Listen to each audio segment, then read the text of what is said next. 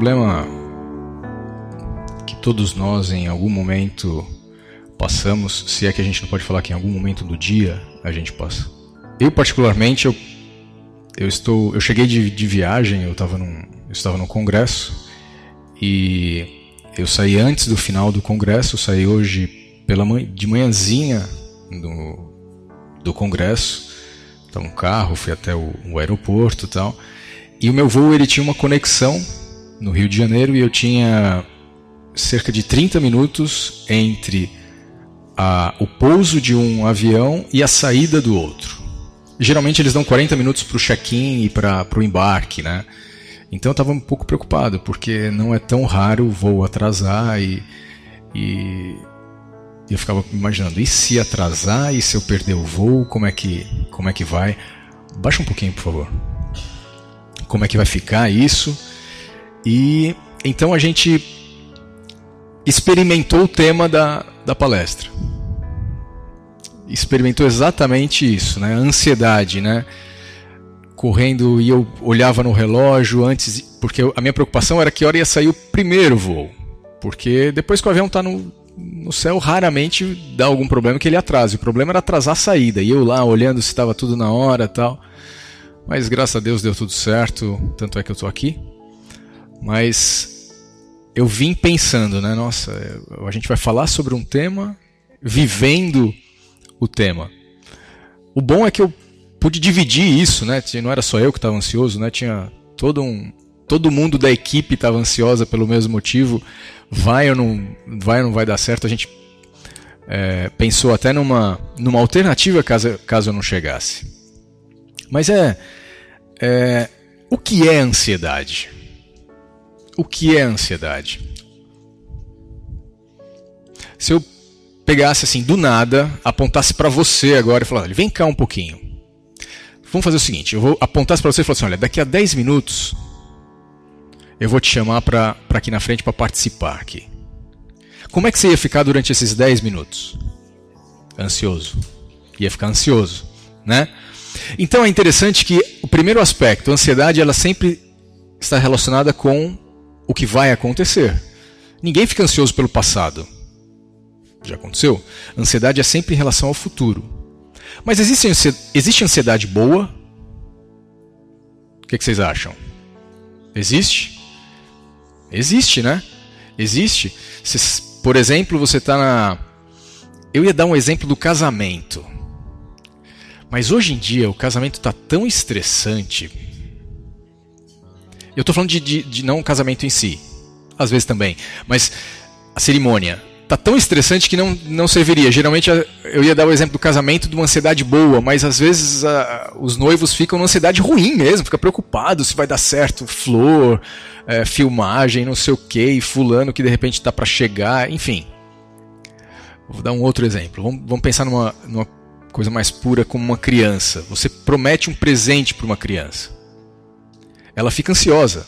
Mas é uma ansiedade boa, né? Só não é boa para os pais, porque ela fica, e agora? É agora? Já pode dar? Né? Para os pais não, mas para a criança é uma ansiedade boa. Então existe ansiedade boa. E quando que a ansiedade é um problema?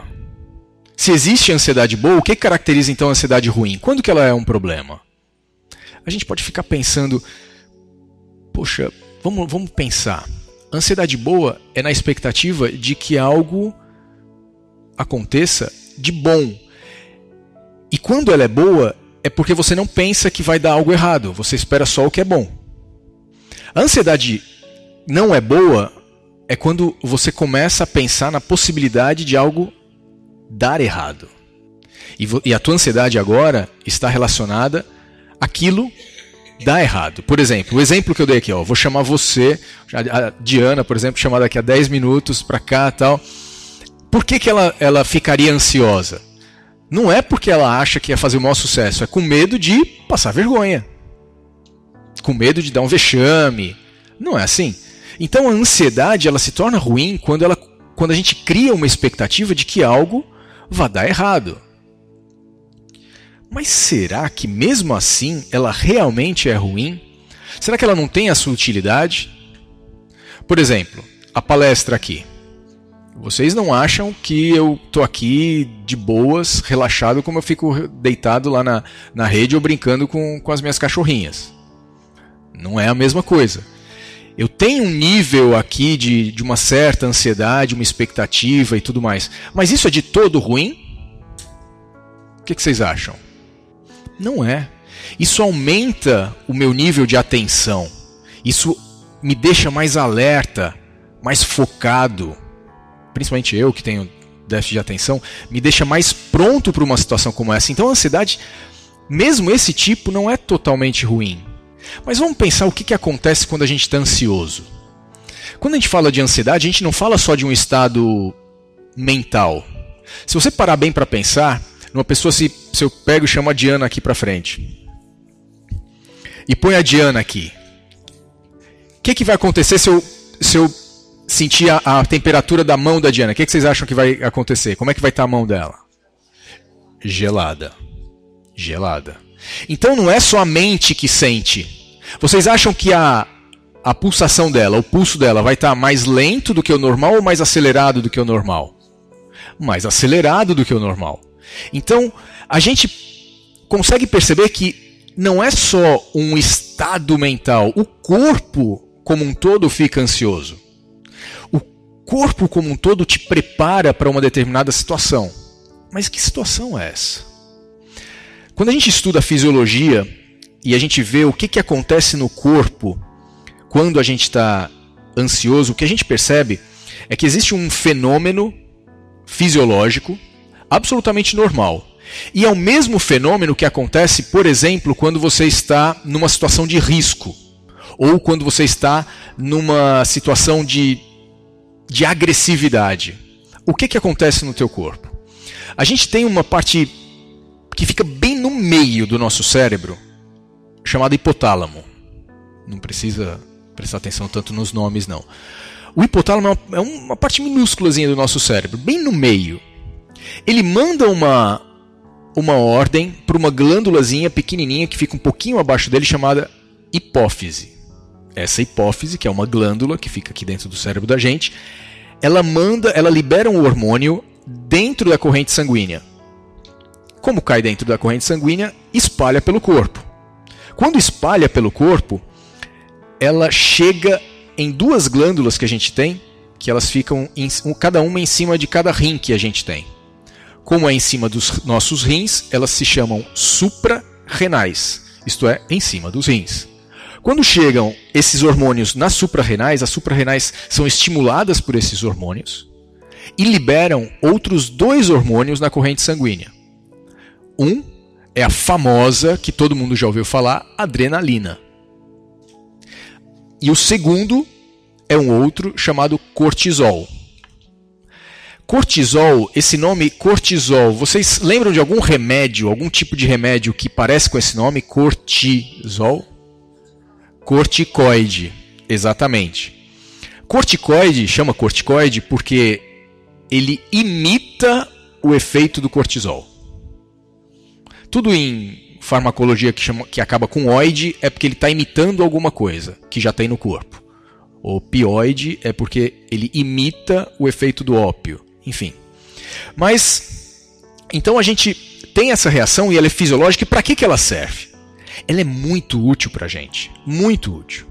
Se você está numa situação, por exemplo, de perigo iminente, sei lá, está num lugar e aciona um alarme de incêndio, enfim, alguma situação onde você está aqui na praia, nadando e de repente a correnteza te puxa um pouquinho mais para dentro e você tem que sair porque está puxando. Nessa hora, esse estímulo vem lá do cérebro, hipófise, suprarrenais, e libera um monte de cortisol e adrenalina. Esses hormônios no teu corpo, eles te preparam para essa situação. Eles te deixam mais alertas. Vocês vão ficar mais alertas. A corrente sanguínea vai estimular e vai bastante sangue para os músculos de vocês, porque vocês vão precisar dos músculos. É interessante que essa resposta fisiológica, em inglês, eles chamam de fight or flight. Eles fazem um trocadilho, que fight é lutar e flight é fugir. Então, diante de um perigo, ou você enfrenta o perigo ou você corre do perigo. Né? Você está andando no lugar e aparece um cachorro gigante rosnando, babando e vem em cima de você, vem na tua direção. Eu acho que você vai optar pelo flight, pelo fugir. Essa energia que você tem na hora de fugir, ela foi dada pela adrenalina. E essa reação toda é muito interessante. Por exemplo, as nossas pupilas elas abrem mais para que entre mais luz nos nossos olhos e a gente consiga enxergar melhor. Fantástico isso. A corrente sanguínea, como eu falei, é desviado muito sangue, é tirado o sangue, por exemplo, das nossas vísceras abdominais que fazem a digestão. A gente não precisa fazer a digestão na hora de correr do cachorro gigante lá, do raivoso. Você não precisa fazer a digestão na hora de escapar de um afogamento. Então o sangue sai dali, você não precisa disso. Mas vai para os músculos para você conseguir escapar dessa situação. Você fica mais alerta, o teu cérebro, o teu centro da atenção é ativado, você fica mais vigil, mais alerta. Isso é bom, não é ruim. Mas quando então se torna um problema? Vocês não vieram aqui porque a ansiedade é uma coisa boa para vocês. Vamos falar dos benefícios da ansiedade. Vou lá para a palestra para falar dos benefícios da ansiedade. Com certeza não. Quando que se torna ruim? O problema da ansiedade é quando ela se torna essa reação, que é uma reação que a gente pode chamar isso de estresse fisiológico, é quando esse estresse se torna crônico. Esse é o problema. O problema é que, fisiologicamente, nós fomos preparados para essa situação para ser aguda, para ser momentânea. É muito importante. Ela é muito útil, por exemplo, numa competição esportiva. O Usain Bolt lá prestes a largada, a adrenalina dele está a 1000, ele precisa disso. A gente precisa disso. Mas o nosso problema é quando isso se torna crônico. O nosso corpo ele não foi feito para ter essa quantidade alta de adrenalina e cortisol durante muito tempo. Durante um curto espaço de tempo, é bom para o nosso corpo. Quando ele começa a ficar, essas quantidades de adrenalina e cortisol começam a ficar cronicamente mais altas no nosso corpo, começa a causar problema. E assim como a resposta fisiológica desses hormônios no nosso corpo as respostas são em todo o corpo praticamente, os malefícios também o são. Vou falar de alguns aqui para a gente tentar entender. A gente estava falando que a gente não precisa, né, de sangue para fazer a digestão na hora do perigo.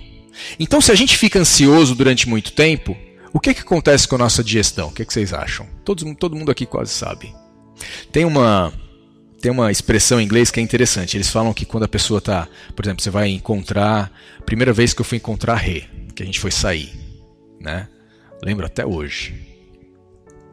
Eu lá, esperando, no carro, né? Já tinha interfonado. Ela falou que para eu esperar um pouquinho, é óbvio, né? Tinha que fazer charminho e tal. Tinha que me deixar esperando, né? Não podia descer na hora e tal. Me deixou esperando lá tal, e eu lá no carro e tal.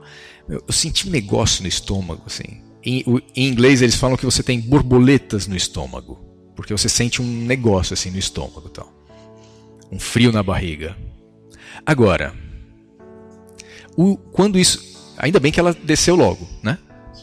Se eu tivesse até hoje esperando, né? Esse frio na barriga ia se transformar numa coisa muito ruim, ia se tornar uma azia. Não é aquela queimação?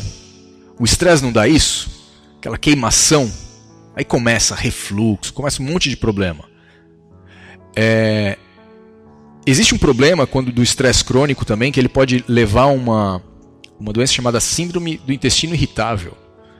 A pessoa ela fica, quando ela está num período de maior estresse, ela fica ou com o intestino muito solto ou com o intestino muito preso.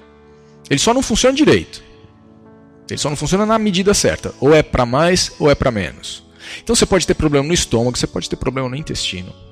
Isso falando só da parte do trato gastrointestinal. Ele altera até... Eu não sei se vocês sabiam, mas assim, a gente tem o que a gente chama de flora intestinal. O nosso intestino, não fique com nojo, ele é cheio de bactérias. E é normal isso. Absolutamente normal.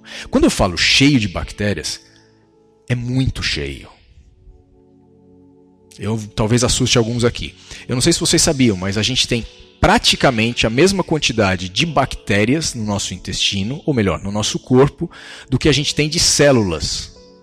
Patrícia, a gente é meio bactéria, meio gente. Que nojo. Mas não ache ruim não, viu? A gente só funciona porque tem essas bactérias. Se tirar essas bactérias do teu intestino, você vai ficar muito doente. Então, o estresse ele altera essa flora bacteriana. O equilíbrio da flora bacteriana é alterado. E como essa flora bacteriana participa ativamente no processamento da comida que a gente come, para ser absorvida, quando ela é alterada, a absorção dos nossos alimentos também fica alterada e a gente começa a ter distúrbios. Porque a gente pode começar a ter deficiência de algumas coisas que a gente até come. A gente pode ter deficiência de algumas vitaminas que a gente até está ingerindo. E tem os sintomas daquela deficiência. Mas antes que você pense assim, não, eu não estou precisando porque eu sou magrinho. O problema do controle do apetite é que assim, todos nós precisamos entender a regulação do nosso apetite. Porque mesmo você sendo magro, não tendo problema de obesidade, você talvez se alimente mal. E a gente vai falar sobre o porquê, como o nosso cérebro pode estar escolhendo errado as coisas que a gente gosta de comer.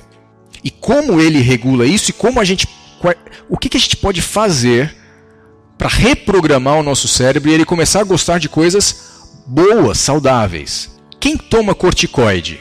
Vocês acham que a pessoa que toma corticoide, ela engorda ou ela emagrece quando toma corticoide? Engorda. O corticoide ele imita o que eu falei? O hormônio que é liberado quando a gente fica estressado.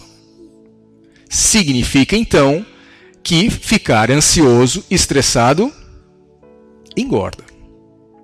Engorda. Ele estimula o nosso corpo a acumular calorias em forma de barriga. E não é esse somente o problema. O problema é que quando a gente tem essa gordurinha super fofinha, quando a gente tem isso, essa gordura ela libera certas substâncias na corrente sanguínea que fazem com que o nosso corpo fique mais suscetível a doenças que a gente nem imagina que estão relacionadas. Por exemplo, diabetes. A diabetes do tipo 2, porque a gente tem dois tipos de diabetes, tipo 1, tipo 2. A diabetes do tipo 2, se você for estudar, caracteristicamente ela não é exclusiva, mas ela é predominantemente de pessoas cheinhas. E por quê? Porque a gordura libera certas substâncias que vão levar cronicamente a diabetes. Podem levar cronicamente a diabetes. Não somente isso, doenças cardíacas podem ser causadas por essa gordurinha que o estresse, que o cortisol estimula a serem acumuladas. O coração, por exemplo, a gente já estava falando de alguma coisa. Quando você está com adrenalina, o teu batimento cardíaco é mais rápido. A pressão, o que vocês acham que acontece com a pressão? Ela sobe. Ela sobe. E é bom que suba na hora do perigo. É bom que suba. Cronicamente é bom? Não. Não é bom. É a famosa hipertensão. Tem gente que o problema tá hipertenso, está tomando remédio para hipertensão, mas o problema dele não é hipertensão. É ansiedade, é estresse. Se você mantém a tua pressão alta durante muito tempo, e olha aí o problema outro. A pressão alta, que tem o fator do estresse como causador, ela tem um outro problema. Você não libera só a adrenalina que faz com que a pressão aumente. Você libera também o cortisol. O cortisol, ele é muito ruim para a parede interna das nossas artérias, chamada endotélio. O que ele faz? Ele prejudica essa parede interna e acelera o processo de endurecimento das artérias, chamado de aterosclerose. Aterosclerose é um fator de risco muito grande para o quê? Para a gente ter problemas do coração tipo infarto e problemas no cérebro tipo AVC. Cortisol e adrenalina, cronicamente, podem nos deixar prontos para, numa determinada situação, ter AVC e ter infarto.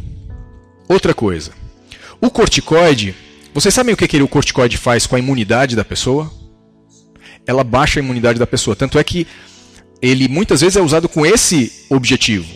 É usado como anti-inflamatório, digamos assim. A inflamação, ela é produzida pelos nossos agentes do nosso corpo da imunidade. Então, quando está muito acelerado, quando está muito exagerada a nossa resposta inflamatória, muitas vezes você tem que tomar o corticoide para diminuir. O problema é, se você não está com inflamação e tudo mais, e você está tomando o corticoide endógeno, o corticoide próprio, fabricado no teu corpo, lá nas tuas suprarrenais, se você está tomando porque você está estressado, o que acontece? A tua imunidade vai lá para baixo. E aí você fica sujeito a infecções. Imagina só, você aí, alguns aqui eu tenho certeza que tem rinite. A pessoa tem rinite, já deixa com que a mucosa do trato respiratório já fique mais fragilizada. E aí, em cima disso, a imunidade baixa.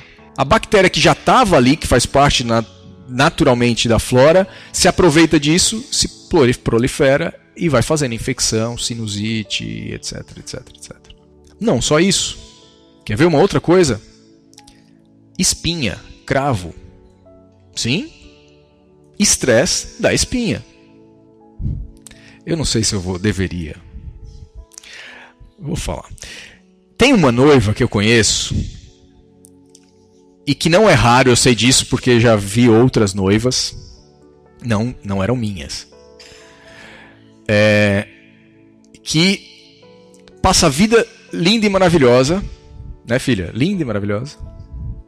E aí, na véspera do casamento, o que aparece no rosto? Espinha. Aí tem que fazer aquela máscara, né? A maquiadora já chega lá e tem que fazer todo um retoque, né? Por quê? E por que ela aparece justamente quando não deveria aparecer? Justamente porque não poderia aparecer. Justamente por causa disso. Estresse. Estresse da espinha. Estresse, sabe o que ele faz também? Ele envelhece. A gente estava falando só que ele mata, né? Mas além de matar, ele envelhece ainda. A pessoa morre velha ainda. Né? Porque podia ser um mal menor morrer, né, inteirão e tal, mas morre acabada. Que é isso? Negócio horrível, gente. E como é que é isso? Vou explicar. As nossas células, elas têm uma vida útil, digamos assim, né? Tem células que têm uma vida útil mais curtinha e tem células que têm vida útil mais longa. As nossas células, por exemplo, o neurônio, célula do cérebro, eles vivem bastante. Célula da pele vive pouquinho. E aí elas têm que fazer o quê? Para a gente não ficar sem pele, ela fica se multiplicando. Aí a velha morre e é substituída por uma nova. Morre, substituída por uma nova. O que acontece? Cada vez que uma célula se divide, ela, no DNA dela, nos cromossomos dela, ela tem uma coisa chamada telômero. Tá certo? Que é como se fosse o lugar onde tem o prazo de validade da célula. Cada vez que ela se divide, ela perde um pedacinho do telômero. Quando ela fica sem telômero, ela morre. O que o estresse faz? Ele come telômero. Ele acelera a perda de telômero. Aí o que acontece? As células ficam com maior dificuldade de proliferação. Com essa maior dificuldade para dividir, a pele não fica mais novinha. Ela vai ficando velhinha. Estresse envelhece. Que praga. Mas que praga. Mas para vocês terem ideia como o estresse é ruim, tudo que eu falei aqui, até agora, das coisas ruins do estresse, eu falei só as coisas menos ruins do estresse. Agora eu vou chegar no que o estresse faz de pior. Vixe. Pois é. O que o estresse faz com o nosso cérebro? Esse é o problema. A nossa memória, para a gente funcionar bem, para a gente lembrar bem das coisas, a gente precisa de uma parte do nosso cérebro funcionando muito bem, chamada hipocampo. Hipocampo significa cavalo marinho, porque o hipocampo ele tem uma forma redondinha que faz assim, e aí parece o rabinho do cavalo marinho. O hipocampo ele tem que estar funcionando muito bem. O hipocampo, vocês lembram? Não vou falar de vocês lembram. Quando a gente vai gravar uma coisa, não tem um botão REC de record para gravar? Pronto. O hipocampo ele não é a memória, mas ele é o nosso botão de REC. A memória, na verdade, ela fica gravada no cérebro como um todo. As informações da nossa, que a gente vai vivendo e tudo mais, ficam gravadas no cérebro como um todo. Mas o hipocampo é ele que manda gravar. É ele que é o botão do REC. Se eu posso ter o cérebro funcionando muito bem, mas se o botão do REC não estiver funcionando bem, eu não gravo bem e eu não vou lembrar depois. O que é que o estresse faz com o hipocampo? O estresse, ele diminui o número de células do hipocampo, de neurônios do hipocampo. Ele destrói o hipocampo lentamente, mas destrói. Ele diminui o número de comunicação entre os neurônios, chamados sinapses, do hipocampo. Aliás, não só do hipocampo, do cérebro como um todo. O estresse, ele pode atrofiar o cérebro. Quando você está estressado, é uma coisa muito comum em consultório de neurologista. Chega uma pessoa jovem, chega lá, fala, doutor, eu vim aqui, eu não sei o que está acontecendo. Estou estudando para um concurso e minha memória não é mais a mesma. Ou então chega uma pessoa que está, enfim, numa fase muito produtiva, é um executivo de uma empresa, chega no consultório e fala, doutor Christian, eu não sei o que está acontecendo, minha memória não é mais a mesma, eu estou esquecendo de coisas que antes eu lembrava com maior facilidade. Por que ele não está lembrando? Ele está com Alzheimer? Não está com Alzheimer. Pelo menos não por enquanto. Não sei como é que vai ser no futuro. Se continuar daquele jeito, pode até ficar. Mas o problema dele é que ele está estressado. E aí ele senta na frente do computador para ler alguma coisa e tudo mais, e o botão de REC dele não funciona direito. Então grava as coisas, mas grava meio saltado. Tem que ter coisa que simplesmente não grava. O pessoal que está estudando para concurso, que está estressado, nossa, é muito comum isso. Por quê? Porque o concurso está chegando, ele está estressado, tem que estudar mais, e quanto mais ele pensa que tem que estudar, menos o estudo rende. Terrível. Terrível. E aí fica sem memória, não consegue aprender direito as coisas, e o pior não, mas uma das outras coisas ruins é que o hipocampo é uma das áreas que ajuda na regulação do estresse. Olha que injustiça. Você fica estressado, aí o hipocampo fica funcionando mal, e aí você vai ficar mais estressado. Porque ele ajuda a regular o estresse, e aí você perde a regulação normal dele, e aí você fica mais estressado. Então as coisas que antes te deixavam estressado, agora vão te deixar mais estressado ainda. Outra coisa que ele faz, ele diminui as conexões, as sinapses do nosso lobo frontal. O lobo frontal é muito importante para a gente. É o que nos diferencia de todas as outras espécies animais, de mamíferos, enfim, de todos os outros. A gente é um ser mais complexo, mais inteligente, por causa do nosso lobo frontal. Se eu pegar um cérebro de um golfinho e o nosso cérebro, a única diferença é o tamanho do lobo frontal. O resto não tem diferença nenhuma. E aí, o que ele faz? Ele diminui as conexões do nosso lobo frontal, que é muito agente o nosso lobo frontal.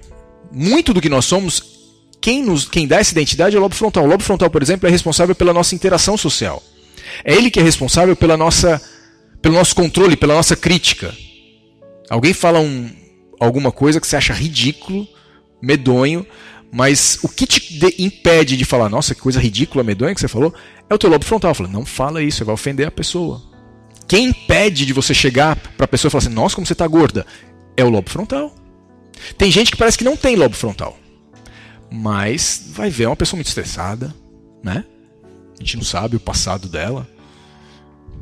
Enfim. Mas é fato. O lobo frontal, ele é... Mas eu não falei a parte principal. É ele responsável pela nossa capacidade de tomar decisões corretas. Ele é analítico, ele calcula o prejuízo e o lucro das decisões para você. Você pode ganhar mais com essa decisão, perde mais com essa outra, tal. É ele que faz isso. Se você tem um prejuízo no teu lobo frontal, você começa a fazer besteira. Ih, já sei quem é o culpado agora. Ó. É o lobo frontal. É ele mesmo. Só que, como eu falei, o lobo frontal é você, né? Então, na palestra passada a gente falou que a depressão ela está intimamente relacionada com o estresse. E aí eu vou fazer um parêntese agora. o estresse ele é tão absurdamente destruidor que eles fizeram uma experiência. Eles pegaram um ratinho recém-nascido. E aí eles pegavam ratas que eles já tinham observado, que eram mães bem cuidadosas. E aí eles pegaram a mesma linhagem de ratinho e botaram metade com uma mãe bem cuidadosa e outra com uma mãe uma ratazana bem relapsa, assim, bem... Até rata tem rata meio relapsa. A rata, né? Aí colocava lá. O que eles perceberam? Que os ratinhos que eram bem cuidados, eram acariciados, lambidos e tudo mais, tal, quando eles ficavam adultos, quando eles eram submetidos a teste de estresse, eles conseguiam lidar melhor com as situações de estresse. Quando pegava esse ratinho, que tinha ficado com a mãe relapsa, tá certo? Esse ratinho, ele ficava extremamente, de uma forma desequilibrada, lidando com as situações de estresse. E aí vem o que é mais impressionante que eu acho. Dessa cria que ficou com a mãe relapsa, tinha algumas fêmeas, alguns machos. Quando você pegava e olhava a descendência desses ratos, essa dificuldade de lidar com o estresse passava para várias gerações. Então, uma situação de estresse vivenciada, independente da época da vida, pode ser algo que não só prejudica a própria pessoa, mas vai prejudicar a geração seguinte, os seus filhos, até os netos e talvez até bisnetos. O mecanismo de ação disso é um mecanismo epigenético. Isso não está comprovado só em ratos. Já fizeram estudos em crianças. Crianças que passaram por situações de estresse, não só na parte da gestação, mas na tenra infância, quando ficam mais velhas, são pessoas que têm grande dificuldade, não só de lidar com o estresse. Lembra que eu falei do lobo frontal? São pessoas que lá na frente têm dificuldade em lidar, por exemplo, com a impulsividade. Numa situação, explode e tem uma reação violenta. E você olha para aquela pessoa, você acha que tem condições de julgar aquela pessoa, a reação dela, mas não tem. O que eu quero dizer com isso? Ela fisicamente, ela tem uma função dela, física, não é algo espiritual, não. Fisicamente ela tem um órgão que não funciona direito. Só que esse órgão não funciona direito, dá origem a um comportamento alterado. Por conta de ter problemas de controle da impulsividade, pensa bem, quando a gente não está estressado, a gente não é mais impulsivo? Por que a gente é mais impulsivo? Justamente por causa do tal do lobo frontal.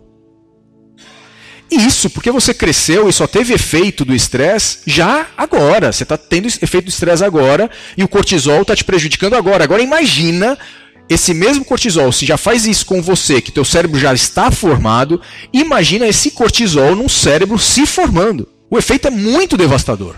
Muito maior. Um outro efeito no nosso cérebro do estresse, esse eu acho especial, por um aspecto. A gente tem duas partes dentro do cérebro da gente, dois núcleos, como a gente chama, são conjuntos de neurônios, chamados amígdalas. Não é isso aqui, tá? Isso aqui. É lá no cérebro. Essa parte do nosso cérebro, ela é responsável, por exemplo, por reação, ela está relacionada com reação de ira e de medo.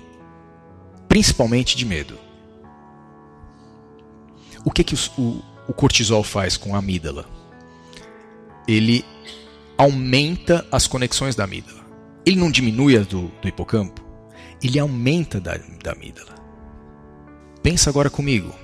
Lembra que a gente estava falando sobre ansiedade? No começo, o que é ansiedade? Que é a expectativa de algo do futuro. Essa expectativa de que algo dê errado a gente pode chamar do quê também? De medo. Medo de vir aqui para frente. Medo que uma determinada decisão que você vai tomar venha acarretar numa coisa errada. Medo da decisão que uma pessoa vai tomar e que pode te afetar. Medo. A ansiedade, se você for fisiologicamente pensar, a ansiedade, a reação fisiológica que ela nos causa é exatamente a reação do medo, porque a base fisiológica da ansiedade é o medo. A base fisiológica do estresse é o medo. E o que o cortisol faz? Ele aumenta a tua capacidade de sentir medo, fazendo com que vire um ciclo vicioso. Você fica estressado, você fica ansioso e se torna mais propício, mais receptivo a situações que vão te causar estresse, só que um estresse maior ainda. E cada vez vira uma espiral, uma bola de neve. E essa bola de neve vai te consumindo, vai te corroendo. Vai corroendo você como pessoa, vai corroendo os teus relacionamentos, e a gente viu aqui o lobo frontal responsável pelas interações sociais, os teus relacionamentos, por várias formas. Você tanto prefere às vezes ficar isolado, quando está no meio das pessoas até que você gosta, você pela tua impulsividade, você fala o que não deveria falar, você fala no tom que não deveria usar, e vai destruindo a tua vida, não só a tua vida como indivíduo apenas, a tua vida na sociedade. E quando eu falo sociedade, não é o grupo, é dentro da tua casa a princípio. E muitas vezes, vou falar especialmente aqui para os homens, ainda existe isso. O homem, por exemplo, quando ele está estressado, ele tem uma tendência maior ainda a se fechar. Porque nós construímos uma imagem, e a gente acha que essa imagem as pessoas têm de nós. De uma pessoa forte, responsável, indestrutível, e que ela consegue dar conta do que chega na frente dela. Só que essa imagem eu construo para mim, e eu acho que os outros têm essa visão de mim, só que os outros não têm. Todo mundo sabe que eu sou falho. Todo mundo sabe que eu posso errar e que eu erro. Só que eu vivo dentro de uma pressão achando que os outros acham que eu não erro. E aí eu me isolo diante daquele estresse, daquele medo de errar, de decepcionar, de desapontar as pessoas, numa expectativa que elas não têm de mim, mas que eu imaginei, que eu criei na minha cabeça, que elas têm. E aí o estresse vai crescendo, e eu, para não decepcionar essas pessoas, eu decepciono mais ainda, porque para não decepcioná-las eu me fecho, me torno agressivo, brigo com elas, afasto essas pessoas de mim. Por quê? Porque eu estou agressivo. Por que eu estou agressivo? Porque eu estou estressado, porque eu estou com medo. Medo do quê? Mas eu não estava com medo justamente de causar um mal para elas? Não era esse o meu medo? De decepcioná-las? E eu estou fazendo muito pior que isso. Esse medo... O medo, na verdade, esse medo não, o medo faz com que, primariamente, o maior efeito do medo na gente deixa a gente burro. A gente não consegue pensar.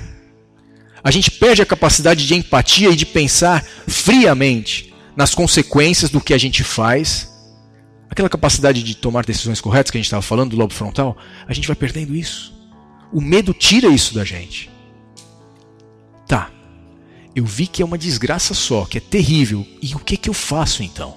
O que eu faço para não viver nessa espiral, para não me consumir, não ser carregado por essa bola de neve que mais está parecendo uma avalanche? O que eu devo fazer? Tem pessoas que estão numa situação tão grave, que essa avalanche já a carregou de forma tão absurda, que existem pessoas que precisam até de medicação para lidar com isso. E não é lidar cronicamente, é para você interromper a espiral, que ela está lá no fundo já.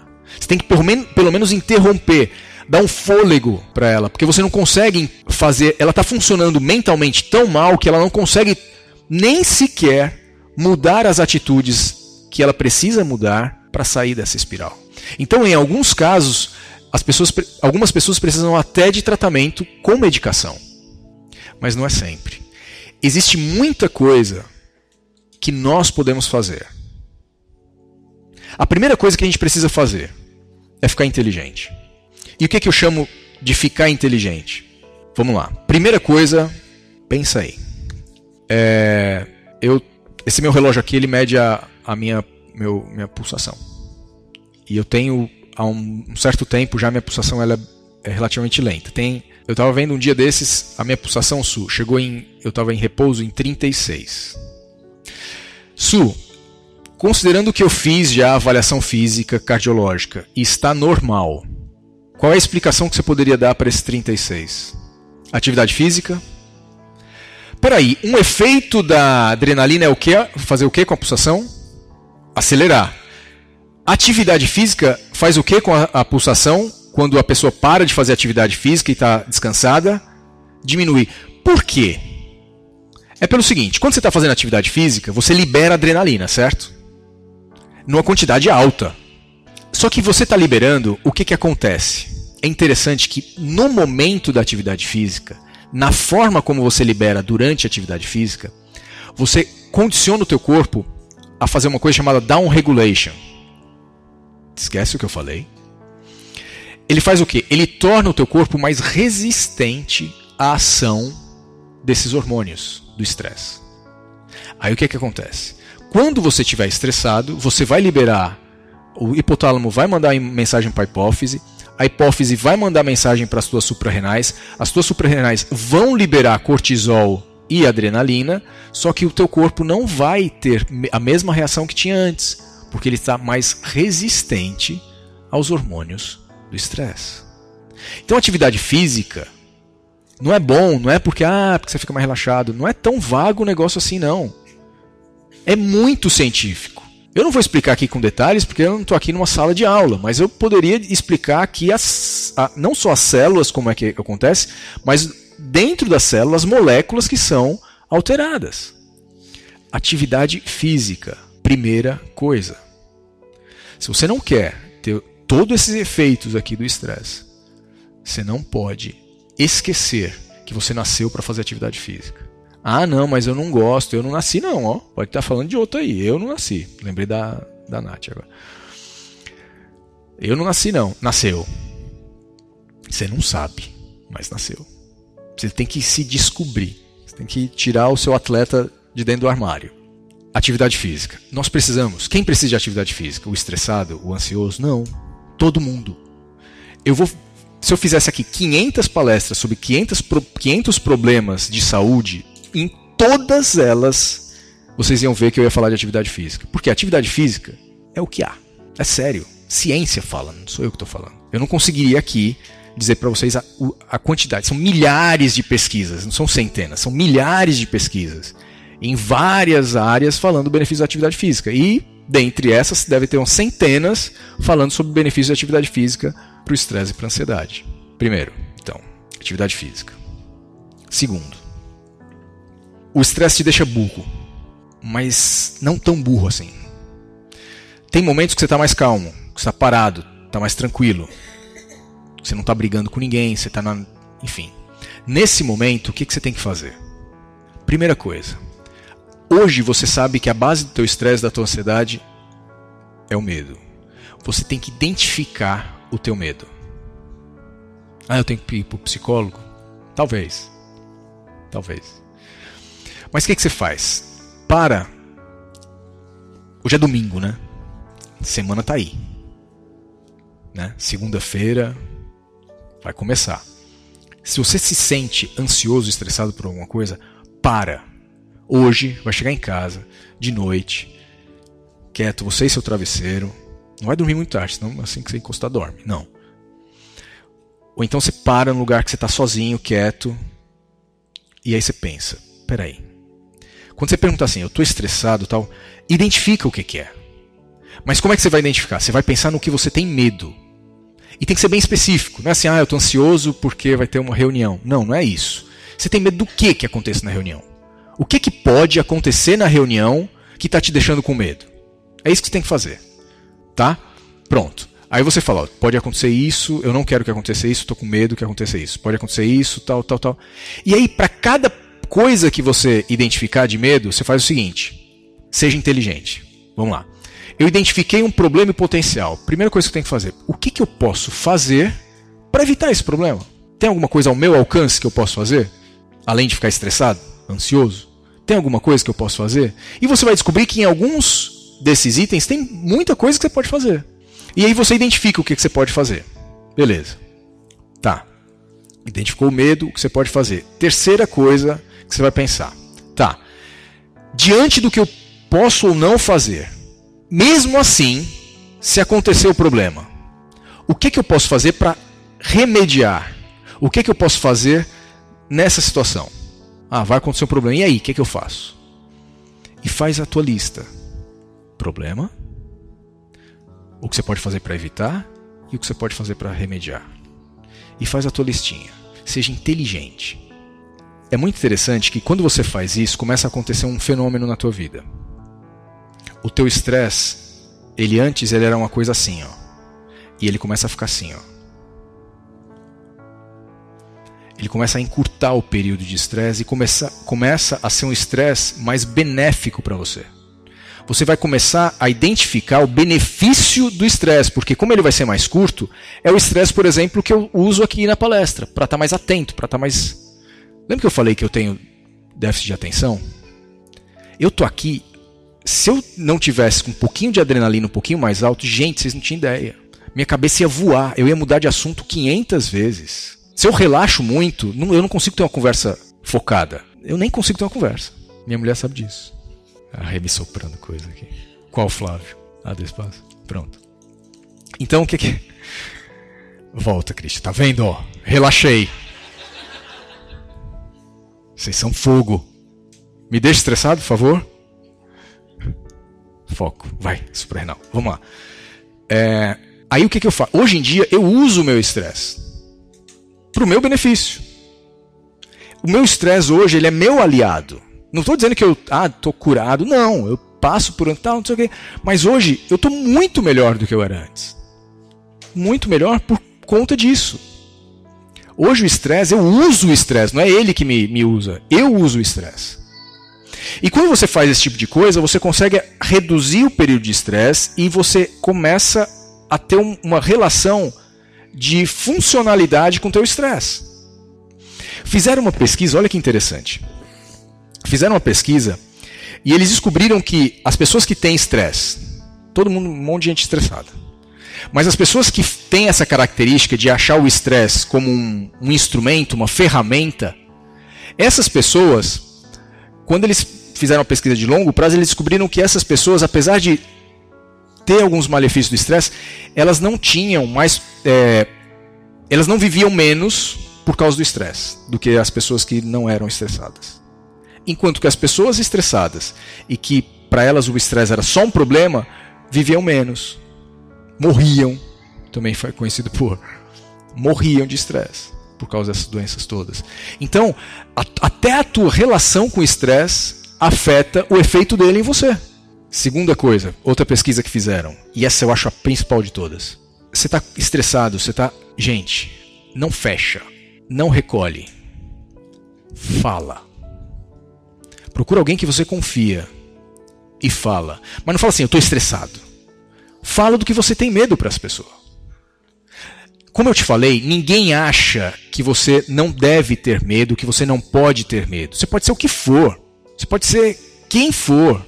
Você pode ter medo e todo mundo acha que você pode ter medo. Não ache que as pessoas têm uma imagem de você, uau, fulano. Não, não tem. Só você tem essa imagem de você. E você está enganado. Converse, abra. Eu estou estressado, estou com medo de acontecer tal coisa.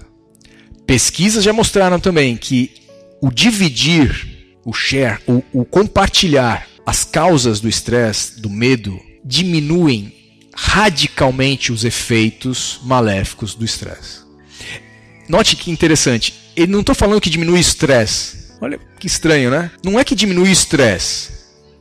O que diminui o estresse diminui o efeito maléfico do estresse. Por quê? Porque você libera, sabe o quê? Um outro hormônio, chamado ocitocina. Sabe o que a ocitocina faz? Ela desfaz o que o cortisol faz. Fantástico. O corpo da gente é lindo, né? Então você precisa disso. Precisa do toque, do chegar junto. Se está com vontade de chorar, abraçar uma pessoa. A gente precisa disso. Por quê? Porque mesmo estressado, mesmo que isso não diminua o teu estresse, isso te protege dele. E aí me lembra um verso na Bíblia que eu acho fantástico. Que ele fala assim, na verdade é uma frase dentro de um verso que fala assim, que o amor lança fora o medo. Foi o apóstolo João que escreveu isso. Neurocientista fantástico. O amor lança fora o medo. Uma experiência que eu gosto de fazer particularmente. E aí o cientista sai de cena e entra um depoimento pessoal. O Christian mesmo. Tira o doutor. O Chris. Quando eu tô muito cheio de coisas. Sabe esse negócio que eu falei de pegar as coisas e identificar meu medo? Eu pego e faço isso, só que eu faço isso em oração. Fico sozinho comigo mesmo, e não preciso ser necessariamente ajoelhado, não precisa ser... pode ser dirigindo, seja o que for. Eu fico lá quietinho e eu começo a botar para Deus o meu medo. Nessa viagem, por exemplo, eu fiz muito isso. Fiz muito. E o Senhor, poxa, e se acontecer tal coisa? Aí eu começava a fazer com Deus aquilo que eu estava falando da lista. Gente, é libertador. Tem hora que assim... muitas vezes eu fazia isso mais de uma vez sobre o mesmo assunto. Porque eu começava a me estressar de novo pela mesma coisa. Eu falei, mas bicho teimoso, né? Aí eu voltava e fazia de novo, aí relaxava. O amor lança fora o medo. A sensação de nós termos algo além de nós, fora de nós. Algo maior do que nós. Algo que transcende aquilo que nós, e até mesmo as pessoas próximas a nós, pode fazer. Essa sensação de você estar sendo cuidado, de você estar sendo amparado, de você estar sendo acolhido por algo que é muito maior do que você. Essa sensação de ser amado por algo muito maior do que você. Isso lança fora o medo. Esse é o segredo. Estresse, o segredo para lidar com ansiedade, com estresse. O segredo é experimentar o amor que está à nossa disposição. O amor de Deus e o amor dos nossos amigos, nossa família. Obrigado.